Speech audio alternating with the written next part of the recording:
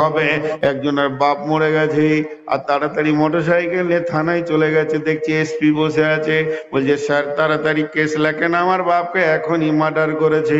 SP তাড়াতাড়ি করে লিখছে, বেলা 3:15 মার্ডার হয়েছে, ঘুরখয়ে মার্ডার হয়েছে, নাম আব্দুল সালাম, তাকে মার্ডার করেছে। বলছে নামটা বল, কে মেরেছে? বলছে আজরাইল। এসপি কলম ছেড়ে দিয়েছে। বলছি ওরে বাপরে, কার নাম করছিস? ওকে ধরা তো দূরের কথা, না জানি আমাকে মার্ডার করে দিবে নাকি, তুই দেখে লিগা। পৃথিবীর কোন আদালত, কোন কোর্টের কেস নেবে না এমন একজন মাস্তান আল্লাহ পৃথিবীতে ছেড়েছে, প্রতিদিন মার্ডার করছে। তো আমার আল্লাহ বলছেন কুল্লু নাফসিন যায়িকাতুল মউত, নারী হও চাই পুরুষ হও, শিক্ষিত হও চাই মূর্খ হও, শ্রমজীবী চাই বুদ্ধিজীবী, চাই ব্যবসায়ী করে খাও, পৃথিবীর যে কোনো শ্রেণী হও না কেন, ইমানদার হও চাই বেঈমান হও, একদিন ধীরে ধীরে মওতের কোলে ঢলে পড়ে যেতেই হবে। সেদিন পৃথিবীর সমস্ত বাঁধন ছিঁড়ে দিয়ে আল্লাহর দিকে চলে যেতে হবে। এটা আমার চ্যালেঞ্জ। আমি কি চেয়েছি? আমার দাড়ি পেকে যাক। একদিন ফারেক হলাম, হালকা দাড়ি ছিল, যখন চালসা শুরু করলাম সব দাড়ি আমার কাঁচা, একদম ইয়ং। এখন আস্তে আস্তে পাকা বেশি, কাঁচা কম। এরপরে দেখবেন সব সাদা। হঠাৎ শুনবেন নূর মোহাম্মদ কবরের কোলে ঢলে পড়ে গেছে, তাকে কবরের পোকা তিলে তিলে খাচ্ছে। বন্ধুরে, এটা আল্লাহর দেওয়া চ্যালেঞ্জ, পৃথিবীর কেউ লাল কালি দিয়ে কেটে দিতে পারবে না।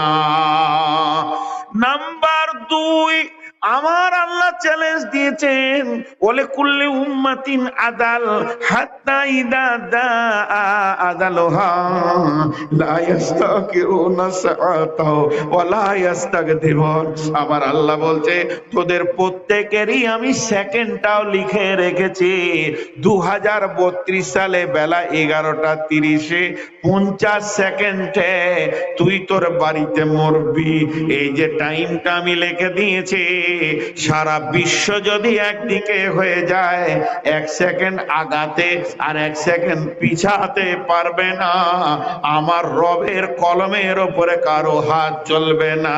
ডাহিনে থাকিবে মাতা, বামেতে পরম পিতা, পদতলে প্রেয়সী অঝর নয়নে, ছাড়িয়া ভবের ভাব যাইবি কেমনে।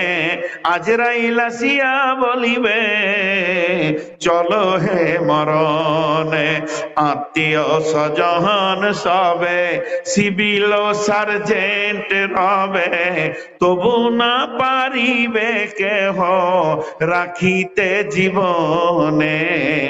আজরাইল আসিয়া বলিবে চলো হে মরণে। এবছর বাংলাদেশে শুনে এলাম একজন বড় লোক, তার এত মাল, কয়েকশো প্লেনের মালিক, তার প্রতিদিন 10 কোটি টাকা ইনকাম। 10 কোটি টাকা সূর্য ডুবলে তার ইনকাম। প্লেনের মালিক, তার প্রতিদিন 10 কোটি টাকা ইনকাম। 10 কোটি টাকা সূর্য ডুবলে তার ইনকাম। তাকে করোনাতে আক্রান্ত হয়েছিল, কোয়ারেন্টাইনে যখন ছিল, নিজের ছেলে বৌমা স্ত্রী দেখা করতে যায়নি। ওই অবস্থায় বিছানায় শুয়ে শুয়ে বলেছিল, হে আমার রব, তুমি আমাকে যদি হায়াত দাও সমস্ত মাল তোমাকে দিয়ে দেব। আমার কেউ নাই, আজকে আমি একা পড়ে রয়েছি, খাবারটা পৌঁছানোর মতো স্ত্রী ছেলেও আসছে না। তারা আমার মাল চিনেছে, আমাকে চিনে নাই।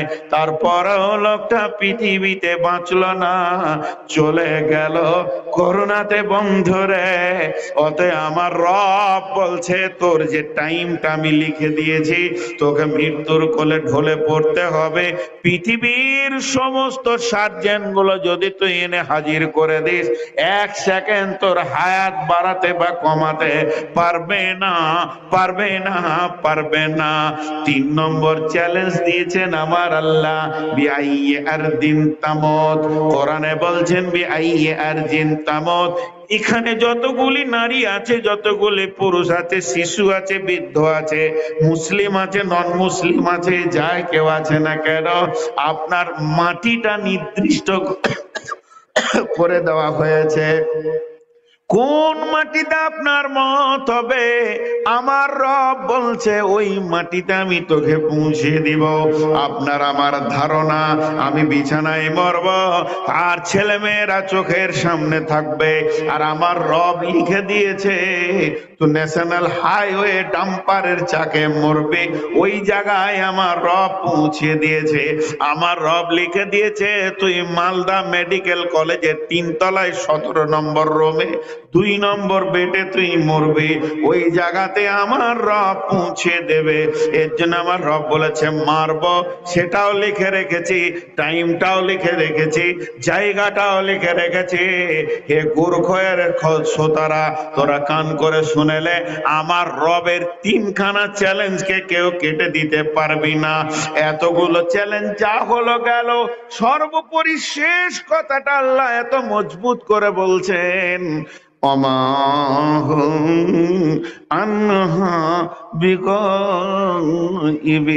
এটা কত কঠিন চ্যালেঞ্জ। ওরে আমার বেটি, ও আমার মা, ওরে আমার বোন খালা, হে আমার বন্ধুবর, কান করে শুনেলেন এটা কত বড় আমার রবের চ্যালেঞ্জ। উনি বলছেন ওমা হুমান হাবিগাইবিন। আজকে কমিটি ইস্তাহার করেছে, পোস্টার করেছে, ফেসবুকে দিয়েছে, ইউটিউবে দিয়েছে, বক্তা এনেছে, লাইট এনেছে, প্যান্ডেল করেছে, মাইক এনেছে, খাওয়ার ব্যবস্থা করেছে। তারপরে বাইরে গাঁয়ের লোকের কথা বাদ দেন, গুরখয়ের 100-তে 100 লোক এখানে হাজির নাই। কেউ বাড়িতে আছে, কেউ ব্যস্ত আছে, কেউ ইচ্ছা করে আসেনি, কেউ ইচ্ছা ছিল থাকার কিন্তু বিপদে বাইরে চলে গেছে। সমস্তকে হাজির করার ক্ষমতা কমিটির হয়নি। আমার রব বলছে আমি একটা দিন নির্দিষ্ট করেছি, 100-তে 100 সেদিন আমি হাজির করব, একজনও অনুপস্থিত থাকতে পারবি না। আমার পাওয়ার এমন, একটা হুঙ্কার মারব, সবগুলোকে এক জায়গায় জমা করব। জি, আল্লাহ জমা করতে পারবেন কি পারবেন না? আল্লাহর এই চ্যালেঞ্জ গুলো কাটার ক্ষমতা কারো আছে? কি করবেন আল্লাহ? জমা করে কি করবেন? এরপরে এটাই আমার মেন বক্তব্য। কিছু শব্দ আছে যার কোনো মানে নাই, কাজে লাগে। যার কোনো মানে নাই, শব্দটার মানে নাই কিন্তু কাজে লাগে। আপনারা কুত্তাকে তারেন কি বলে? কুত্তা আছে এখানে, এটা তারবেন কি ভাষা বলেন? হ্যাঁ, ছাই বলেন। ওটা মানে কি? পৃথিবীর কোন শব্দের এটা মানে আসবে না, না বাংলা নাই, অথচ কুত্তাটা পালিয়ে যায়। এরকম শব্দ অনেক আছে যার কোনো অর্থ নাই অথচ কাজে লাগে। দুটো ছেলে এখানে ঝগড়া করছে, আর আমি মাদ্রাসার শিক্ষক, ছোট ছোট ছেলে, আমি কি বললাম, দুজন ছেড়ে দিয়ে পালিয়ে গেল। কাজ হলো, কিন্তু ওই তারটা মানে কি? ওই শব্দটার কোনো মানে নেই।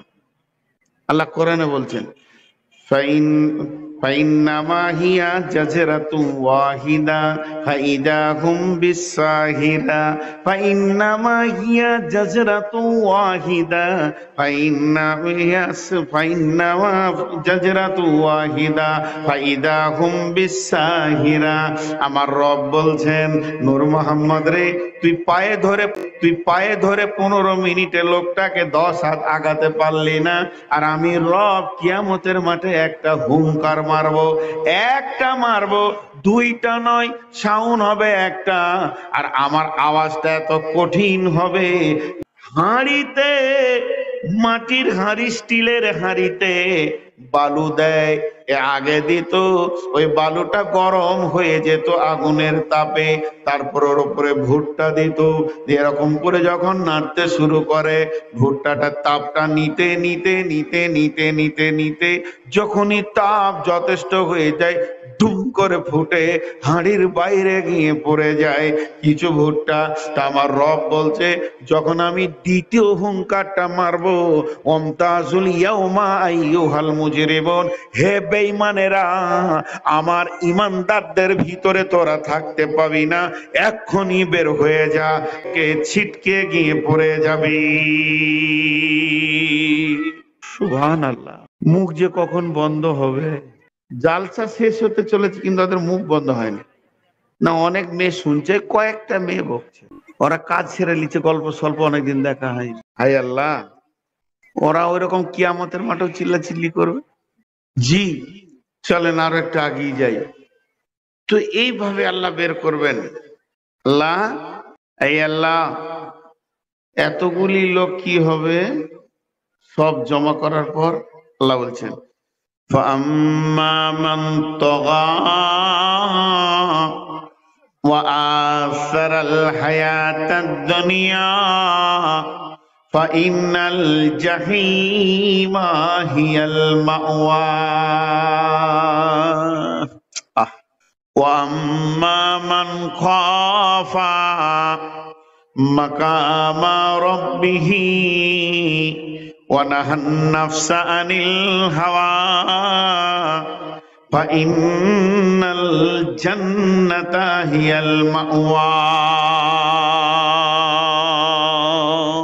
কিছু কথা আপনাদের আমার আচরণের সঙ্গে মিলে যাবে, ভাববেন না যে আমি টার্গেট করে বলছি।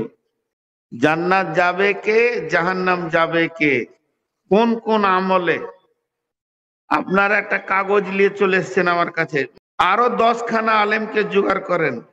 জোগাড় করার পর ওকে বলেন কোনো একটা জায়গায় একটা নেকির কথা লিখতে ভুলে গেছে, এটা হতেই পারে। সহজ একটা উদাহরণ দিব। আপনি কাউকে বলছেন যে গুরখে যতগুলো বাল্ব আছে, ফ্যান আছে, সব চালিয়ে দাও, পটাস পটাস করে সব ঘরে চালিয়ে দাও। তো সুইচ মারতে মারতে দেখবেন যে বাথরুমের ভিতরে কোথাও হয়তো গোসলখানায় একটা আলো ছিল, এটা সুইচ দিতে ভুলে গেছে, হতেই পারে। আবার যদি বলি যে সবগুলো অফ করে দাও, তো দেখা যাবে যে কোনো জায়গায় একটা বাল্ব জ্বলছে, ওটা বন্ধ করতে ভুলে গেছে।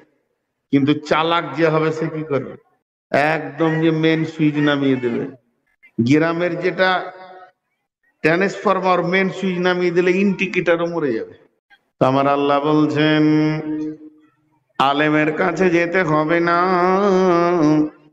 মৌলানার কাছে যেতে হবে না, তোরা আমার কাছে আয়। আমি রব তোদেরকে দুটি বদগুণের কথা বলবো আর দুটি ভালো গুণের কথা বলবো। যার কাছে এই বদগুণ দুটি ঢুকে গেছে, জেনে নিতে হবে ওই লোকটা জাহান্নামে রিজার্ভেশন লেগে গেছে।